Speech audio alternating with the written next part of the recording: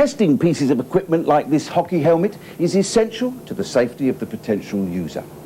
After all, when we go to buy one of these, or any item for that matter, we expect it to work and work safely. A helmet like this has to comfortably protect the wearer from the wear and tear of both use and abuse. Naturally, if we really wanted to, we could completely crush and destroy this helmet, but that isn't the point of testing. We want products to function appropriately, not too weak, but not unnecessarily strong. So we set standards and test for them. In this instance, one of the tests the helmet must pass is to absorb a force of several newtons with no cracking or deformity. Oh, by the way, 1 newton is about the force of 1 apple hitting the floor after falling 1 metre. The fact that we have to test in the first place is the key to the theme of this programme, because the material a product is made from and how it is manufactured will affect how successfully that product will perform. And that's what good design is all about. So let's begin with some basics, starting with the materials we make things from. Now, everything we know about materials we had to discover, often out of necessity, often by chance. And the discovery of materials has been very important to our evolution. In fact, there are 5 major groups of materials: organics, minerals, metals, synthetics, which includes plastics, and a group we call composites. First, organics, which as the name suggests, grow and inevitably rot. Very ecological. Among organics, like leather and rope and so on, is probably the first material we ever used, wood. Wood exists in a wide variety of forms, extremely hard woods like ebony and mahogany, to very, very soft woods like balsa and cedar. It's a fairly stable material too, though if it is dried too quickly or exposed to a different climate, it may easily warp, some woods more than others. Fortunately, wood grows in many varieties all over the world. That makes wood a pretty useful material, but we can't make everything out of wood. It rots and it burns. So let's look at the second type of material we discovered: minerals, rocks and stones. Put simply, there are 3 types of rock. First, soft sedimentary rock, formed by pressure on layers of sediments like sand and lime. Next comes igneous rock, the most familiar of which is granite, formed as a result of volcanic action, a bit like peanut brittle in texture, but incredibly strong. And finally, metamorphic, which, as the name suggests, is sedimentary rock that has undergone even more pressure, a bit like leaf pastry in texture, extremely strong, yet easy to carve. Minerals can also be found as small particles, like sand, or in even finer form, clay. So as well as being able to carve stone, we can mould it into things like bricks or clay pots. Minerals also gave us glass, which is, of course, made from molten sand. However, it was the discovery of metals and their use in a molten state which had a great impact on early civilizations. It would be hard to imagine what our lives would be like if we didn't have metals. After all, metals gave us the names for 2 of the most important eras in our history, the Iron and the Bronze Ages. Iron is found in the ground combined with other substances and must be extracted from these ores using a great deal of heat. Bronze is an alloy made by mixing together copper and tin, which first had to be extracted from their respective ores too. Not exactly obvious processes. So how iron and bronze were discovered in the first place, we can only guess. But since then we have discovered and learnt to use a wide range of metals of all sorts. The majority, like aluminum, are extracted from ores, and a few do occur in the ground in a fairly pure state, like gold. We even mix metals together as alloys. Stainless steel is one which contains iron and chromium and some other substances too, though in small quantities. But what makes a metal valuable is what we can do with it. In other words, its physical properties. Most metals can be cast, and welded, cut and drilled, and some can be beaten into thin sheets or stretched into long rods and wires to produce some pretty strong and useful items. Now, in general, the harder it is to obtain a metal from the earth, the more readily it wants to corrode. Most steels don't want to remain as steel. They want to rust back to their original state. They were perfectly comfortable as ore for thousands of years. So they don't like being taken away from their natural state to be stretched and contorted into something like this metal stand. So to stop it rusting, we paint it. But eventually it will still rust out, lose its strength, and therefore its usefulness. Now, this is, in a way, a significant characteristic of each of the first three material types we've looked at. Wood, a cellulose product, will either stay as wood or it will rot. Stone, likewise, will either stay as rock or crumble to dust. Most metals will combine with the oxygen in the atmosphere and corrode. It is all predictable. So we created our last two material groups to avoid rotting and corrosion. First, synthetics like plastics. There are two kinds of plastics, thermosets and thermoplastics. Thermosets were developed about 100 years ago and are formed under pressure and become hard with heat. Bakelite was one of the first, and it is still used today for items that get hot, like the handles on kettles. Or this light switch. They won't melt, though they can be made to burn. Thermoplastics are more common, and they will melt at high temperatures. Oh, there are all kinds. Polystyrene, ABS, polyethylene, polycarbonate, polypropylene, PVC, and many, many, many more. Plastics can be manufactured with special properties. For instance, they are the first material since glass to be transparent. But above all, plastics won't decay or corrode. The paradox is that if you create a material that won't decay or corrode, how do you get rid of it when you no longer want it? It does not biodegrade, and with so many different types of plastics to be sorted and separated, recycling is a problem. But we'll leave that to a later program. For now, let's get to our last group, composites. As the name suggests, a composite is a mixture of materials. But why? What's the point? Well, some materials are very hard, but brittle. They crack easily. Others are very tough, but they are too soft and bend easily too. So if we mix these two materials together, we can create a material that has all the advantages of both, but without the disadvantages of either. Of course, we have to do this very carefully. We don't want to get the opposite. This class of material is very common today. You may be familiar with GRP, glass reinforced polyester. It's one of the most common strands of glass having particular properties and deficiencies set in a resin of polyester. Two materials working together to overcome the disadvantages of each other to give us new material potential. Reinforced concrete is another. Brittle concrete with tough strands of steel embedded in it to create a useful composite material. The squash racket is a mixture of tough, soft plastic with very strong but brittle graphite strands or carbon strands set in it. Even my lab coat is a composite. 65% cotton, 35% polyester. We can find all types of materials and use all kinds of manufacturing techniques to make composites. And just as with the other groups of materials we've looked at, we can cut and drill and join them. So here we have our 5 basic groups of materials. But the potential use of any material by a designer involves considering other characteristics in addition to their physical properties. The material's appearance, its structure, and its texture. In other words, its looks, its strength, and its physical makeup. Appearance is the quality that we most often judge a material by. One may like a material simply because of its looks, like gold or certain wood grains and colours. However, texture can also play an important role in choosing a material. For instance, rough textures may suit conditions of intense physical use or exposure to the weather, whilst polished and smooth qualities more appropriately match delicate uses and controlled environments, say where hygiene is important.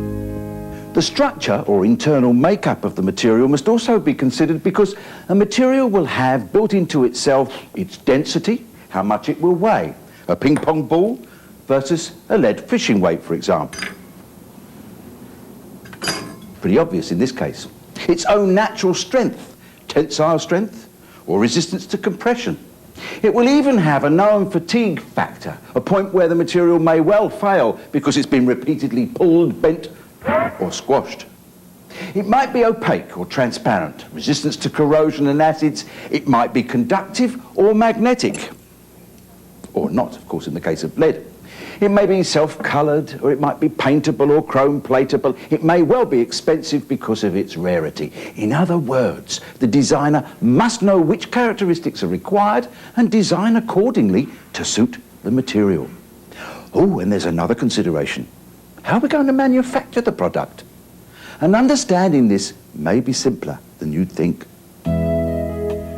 Believe it or not, there are only 4 ways to make something, and none of the 4 ways is new. The first was finding.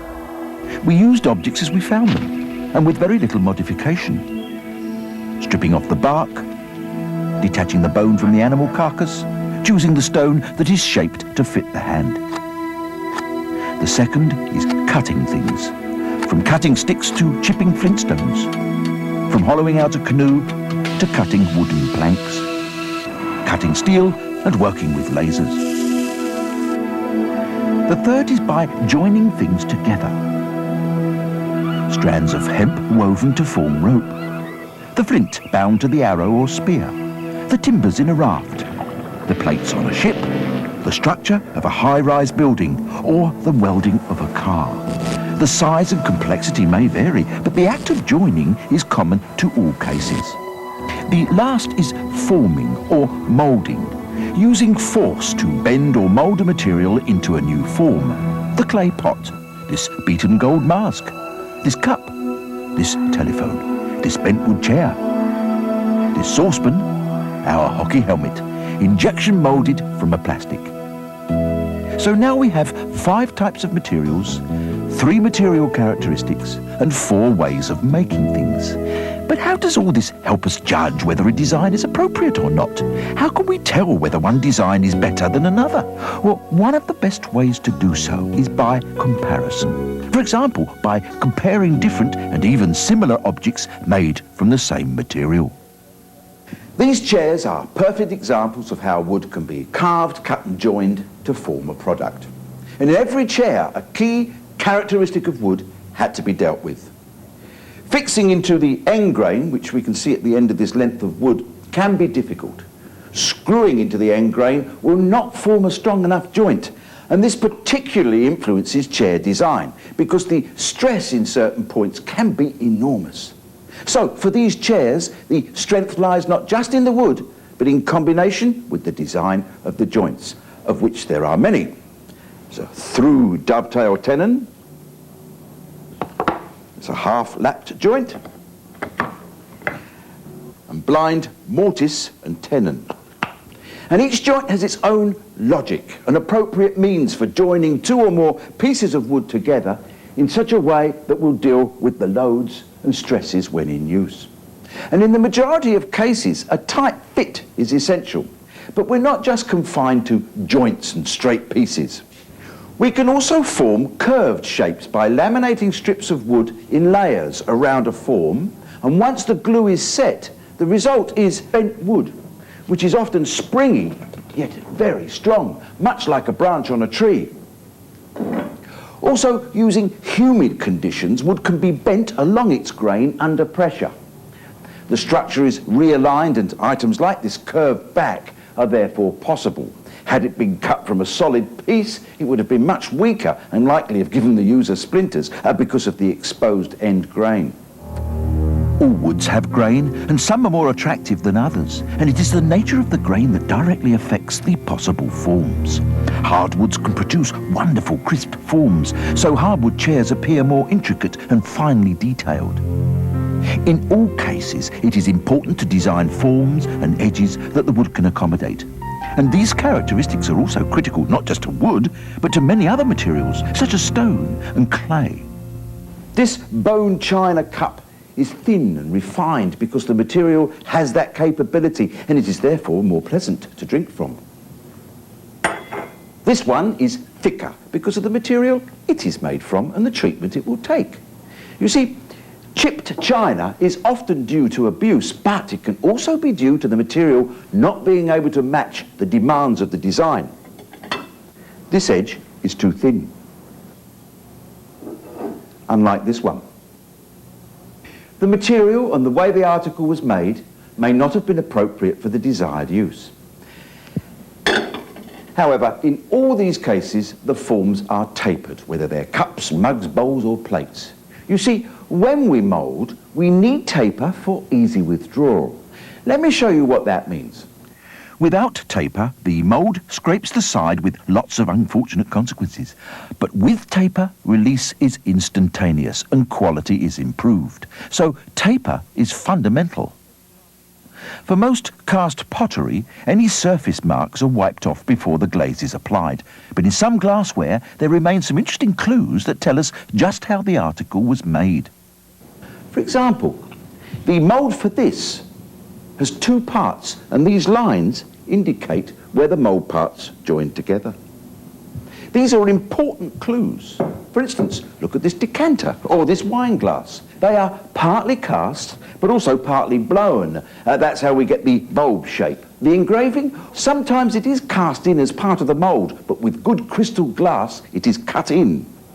The quality of the glass means that the edges can be harder and the surfaces more reflective. The result is more sparkle. What about metals then?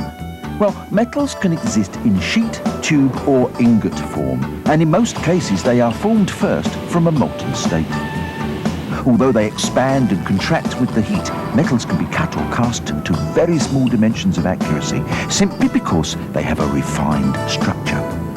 Like the teeth gears on a bike, or components for a modern fuel-injected car motor. Metals can also be melted down and used again, although normally in a slightly less pure form. Metals helped us make better tools, and better tools made even better tools, each more and more accurately. But then along came plastics, made possible incidentally, and relying on accurate metal tools to mould the shapes. Plastic is versatile. We can mould it in so many ways. Extrude it like toothpaste, making in this case window seals. Injection mould it, such as these plastic caps. Vacuum form it, where we suck it down onto a mould. And even a bit like glass, blow mould it. Each plastic material has different characteristics, of course, and some manufacturing processes are cheaper than others.